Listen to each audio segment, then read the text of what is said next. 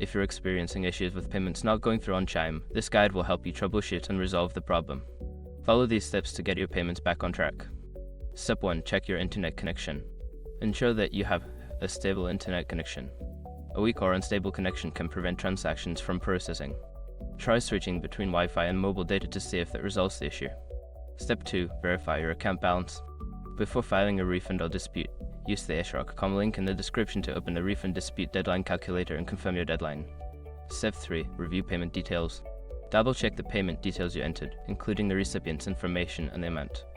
A small typo or incorrect detail can cause the payment to fail. Make any necessary corrections and try again.